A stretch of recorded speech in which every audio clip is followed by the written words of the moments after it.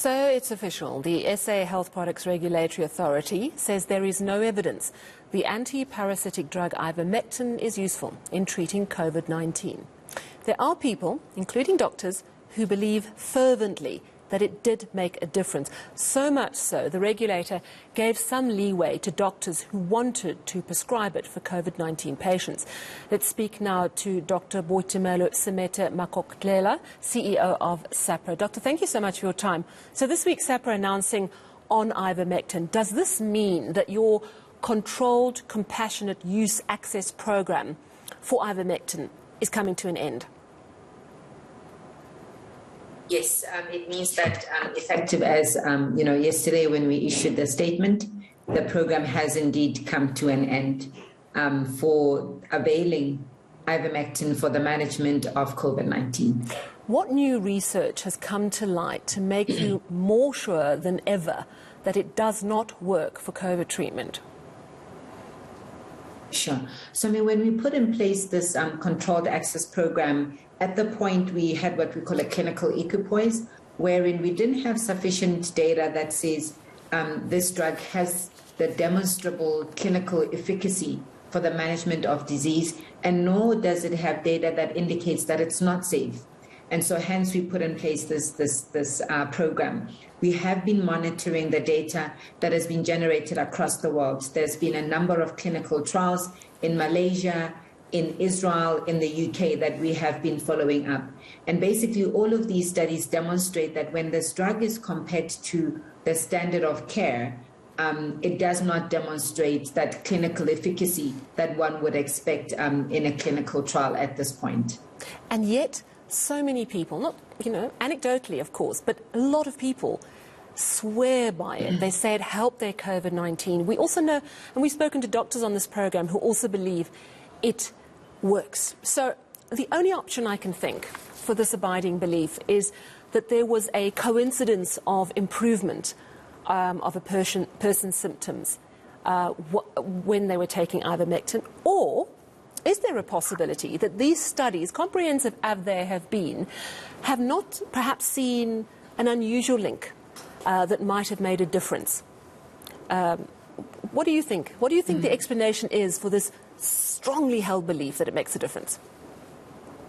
Yeah, certainly, and that's why we constantly said that we will look at any data, because for us as a regulator, we cannot go on anecdotal data. We have to go with data that is generated from properly designed studies as per international guidelines. And you may have seen that those studies, that a number of those who were really supporting this drug, a lot of their studies have been retracted subsequently because of unethical reporting, because of meddling with the data, etc. So when one looks at the scientific evidence, we do not see this clinical benefit. Yet when you talk to people, you do hear these stories. And so it becomes difficult because unless this is studied properly, one cannot then associate this purported clinical benefit to anything that is scientific at this point. And where we stand, we're not seeing that from properly designed studies. Yeah. And we have to look at the science, and as you say, some people still believe it, despite the science saying otherwise.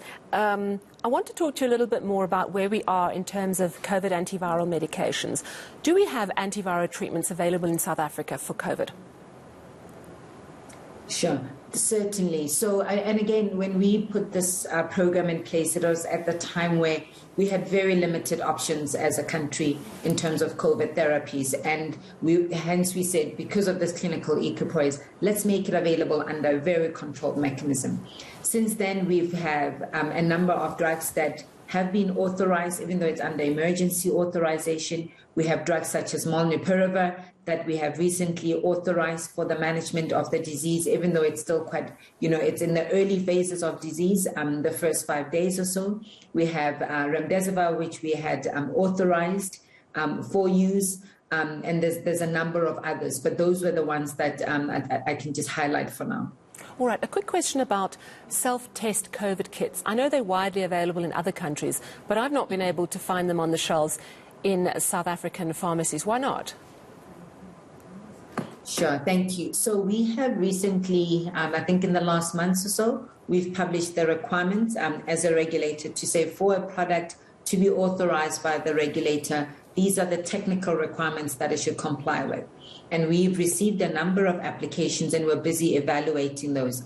And the important thing with these tests is that we need to ensure that they give us the required specificity and sensitivity so that, you don't sit with the number of false positives or false negatives. But as I say, we've got a few in the system now that we're evaluating, and we expect to make authorizations for a number of those in the coming weeks or so.